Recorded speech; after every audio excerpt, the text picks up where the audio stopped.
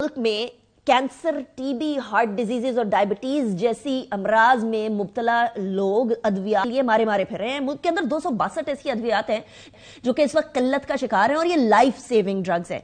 ये मसला है क्या और क्यों है, और आम अवाम इस टाइम पर अपने लिए अद्वियात लेने के लिए स्मगल शुदा अद्वियात की तरफ और महंगी अद्वियात की तरफ उनको क्यों जाना पड़ रहा है, इस हवाले से हम बात करेंगे। तौकीरुल हक साहब हमारे साथ मौजूद हैं, साबिक चेयरमैन है PPMA के। बहुत शुक्रिया तौकीर साहब, आपने हमें ज्वाइन किया। It's a pleasure having you in the program. तो आखिर साहब, ये 262 अद्वियात है, ये 262 अद्वियात हार्डशिप कैटेगरी के अंदर डाली गई हैं, यानी इनकी अगर कीमत बढ़ानी हो तो फौरी तौर पर बढ़ाई जा सके। लेकिन अकॉर्डिंग टू माय इंफॉर्मेशन जनवरी 2023 से यह मामला काबीना के सामने है, लेकिन अब तक सॉल्व नहीं हो पाया है। करंट शॉर्टेजेस क्या इस बात से लिंक्ड है? बिल्कुल आप सही कह रही हैं। आपने जो प्रीएम्बल में अभी बताया ये बिल्कुल फैक्ट है कि ये 262 वो अद्वियात हैं जो एसेंशियल भी हैं। इसमें टीबी, इसमें कैंसर की अद्वियात, फिर ये इंसुलिन है इसमें, और बहुत सारी जान बचाने वाली अद्वियात इसमें शामिल हैं। और ये हार्डशिप कैटेगरी में जनवरी 2023 में तो कैबिनेट में गई थी, इससे पहले भी ड्रैब के पास थी और तकरीबन 2-3 साल से ये जमा हो के 262 प्रोडक्ट्स हो गई हैं। और ये बिल्कुल सही है, ये वो अद्वियात हैं कि जिस तरह का डिवैल्यूएशन हुई है 2 साल में पाकिस्तान में, और एक अनप्रेसिडेंटेड जो इन्फ्लेशन आई है और जिसकी वजह से हर चीज़ की कीमत बढ़ती चली जा रही है। हम तो जब आप ये देखें, बिजली की कीमत देखें, गैस की कीमत देखें, पेट्रोल की, और जो मिनिमम वेज है वो गवर्नमेंट ने बढ़ा दी है। तो अब फार्मास्यूटिकल इंडस्ट्री के लिए ये वो अद्वियात जिनकी कीमतें पहले ही मुनासिब थी या कम थी, जब उनकी प्रोडक्शन कॉस्ट, इनकी अप्रूव प्राइसेस ज़्यादा हो गई, तो ड्रैब की और फेडरल गवर्नमेंट की मंजूर शुदा प्राइसिंग पॉलिसी 2018 के तहत हार्डशिप कैटेगरीज में ये प्रोडक्ट्स जो हैं अप्लाई की गई। और इसका तरीकाकार ये होता है हार्डशिप केसेस का कि इसमें कंप्लीट डोजियर देना पड़ता है कि इसकी क्या कॉस्ट आ रही है, पैकेजिंग मटेरियल की, रॉ मटेरियल की, लेबर कॉस्ट, सब कुछ करके जो एक बहुत ही जामे एक प्रोफार्मा है, और वो डोजियर हम जमा कराते हैं। और अगर वो डोजियर इन लाइन ना हो प्राइसिंग पॉलिसी से, तो फिर ड्रैब का जो बोर्ड बैठता है, जिसको DPC ड्रग प्राइसिंग कमेटी कहते हैं, उस पे चारों सूबों के हेल्थ ऑफिशियल्स भी शामिल होते हैं। वो बोर्ड फैसला करता है कि ये जो डोजियर जमा कराया है ये बिल्कुल सही है। फिर ये भी देखा जाता है कि नेबरिंग कंट्री इंडिया और बांग्लादेश में इन प्रोडक्ट की प्राइसेस क्या हैं, उसको भी रेफरेंस बनाया जाता है। ये सब कुछ करके जनवरी 2023 में फाइनली ड्रैब ने ये 262 हार्डशिप केसेस जो हैं वो कैबिनेट में भिजवाए। अब ड्रैब जो है वो गवर्नमेंट का, फेडरल गवर्नमेंट का ही इदारा है, और उसने इनको दिया हुआ है ये मैंडेट ड्रैब को कि वो ये तय करे। और अब जब ये ड्रैब से वहां गई है कैबिनेट में, तो सिंपल काम ये था कि गवर्नमेंट की दी गई प्राइसिंग पॉलिसी, गवर्नमेंट के दिए हुए गए मैकेनिज्म पे इन 262 अद्वियात की प्राइस फिक्स हुई है। और अब कैबिनेट ने सिर्फ नोटिफाई करना है।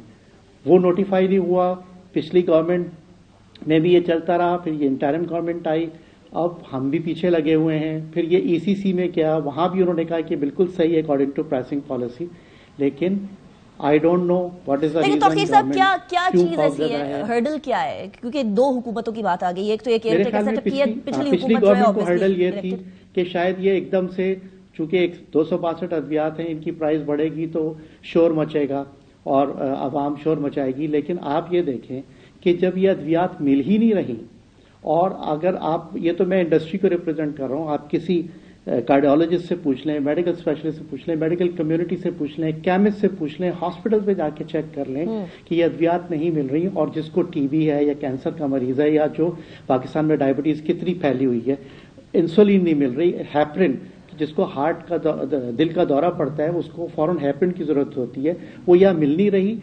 हमने हार्डशिप पे मांगी है 1285 रुपए, और 4000 या 3000 की वो स्मगल मिल रही है या मिल ही नहीं रही। तो ये तो बहुत सिंपल केस है। आई डोंट नो गवर्नमेंट क्यों नहीं देख रही। मेरे ख्याल में अवाम का ख्याल नहीं किया जा रहा। अवाम को तो इस पे डाल दिया गया, खुदा न खास्ता उनकी जान की, ये 24 करोड़ अवाम है, इनकी जान की जिम्मेदारी कौन लेगा? तो मेरे हिसाब से हम भी नहीं समझ पा रहे कि ये क्यों इस पे डिले हो रहा है। رائٹ. اچھا اب اس ٹائم پر حل کیا ہے؟ کیونکہ کیئر ٹیکر سیٹ اپ ہے, اب انتخابات کی طرف آپ کو پتہ ہے سارے کے سارے فوکس سارا سیاست کی طرف گیا ہوا ہے, باقی سارے کام اس ٹائم پہ بہت سارے اسٹینڈ اسٹل پر ہیں. واٹ از دا سولوشن توقیر صاحب؟ اس کا سولوشن یہ ہے کہ یہ ہیلتھ کرائسس کو دیکھتے ہوئے کہ اتنا یہ ایشو بنا ہوا ہے اور پیشنٹ مارے پھر رہے ہیں, before the election government cabinet کو بالکل پرائیورٹی پہ ایز این ایمرجنسی سچویشن فوری طور پہ اس کو اپروو کرنا چاہیے اور اس کو نوٹیفائی کرنا چاہیے, جبکہ ای سی سی اور تمام جو ریلیونٹ ہے ڈریپ سے بھی اگر آپ پوچھیں گے وہ بھی یہ کہیں گے کہ ہم نے تو جنوری سے بنا کے بھیجا ہوا ہے. ہرڈل اس ٹائم پہ صرف کیبنٹ کی اپروول ہے. I am sorry I am cutting you short Tauqeer صاحب, لیکن اگر ان کیس فار ایگزامپل ایسا نہیں ہوتا اور حکومت انتخابات سے پہلے یہ اپروو نہیں کرتی جو کابینہ کے پاس اپروول کے لیے گیا ہوا ہے, پھر اس کا پیشنٹس کے اوپر کیا امپیکٹ ہوگا؟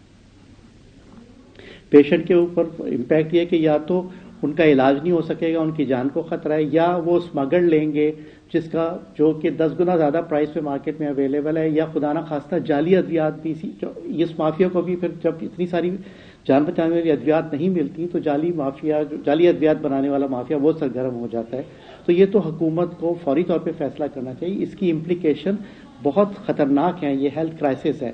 اب میں آپ کے پروگرام کی توسط سے میں یہ کہنا چاہوں گا, گورنمنٹ کے سامنے یہ بات رکھنا چاہوں گا کہ پاکستان کی فارماسیوٹیکل انڈسٹری واحد پرائیویٹ سیکٹر ہے جس پہ قیمتوں کو گورنمنٹ کنٹرول کرتی ہے. دنیا میں مارکیٹ فورسز جو ہے وہ ڈیسائیڈ کرتی ہیں. انڈیا اور بنگلہ دیش میں بھی سوائے اسینشیل ڈرگ جو کہ انڈیا میں 476 ہے اور بنگلہ دیش میں اور بھی کم ہو کے 137 کے علاوہ ساری ڈی ریگولیٹ ہوئی ہوئی ہے.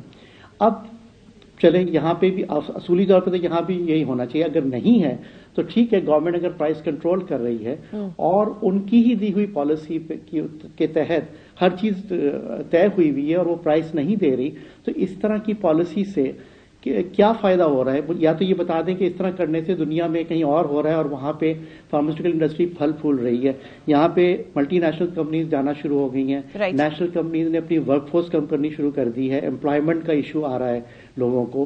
اس کے علاوہ مریضوں کا آپ حال دیکھیں اور پھر یہ دیکھیں کہ اس طرح کی پالیسی سے انڈسٹری جو ہے نہ وہ ایکسپورٹ کی طرف بھی دھیان نہیں دے سکتی. جب ہمیں قیمتیں نہیں ملیں گی, پھر اگر ہمیں نئی پروڈکٹ کی پرائسز بھی لیٹ ملیں گی, تو آپ انڈیا کو دیکھیں $24 بلین کی وہ ایکسپورٹ کر رہا ہے اور ہم صرف $300 ملین کی ایکسپورٹ کرتے ہیں. حکومت کو یہ دیکھنا چاہیے کہ اگر جو اول تو یہ ڈی ریگولیٹ ہونی چاہیے پرائسز, جب تک یہ نہیں حکومت سوچتی تو کم از کم جو پالیسی دی ہے اس کو تو امپلیمنٹ فالو کریں. توقیر الحق صاحب, thank you very much for joining me in the programme.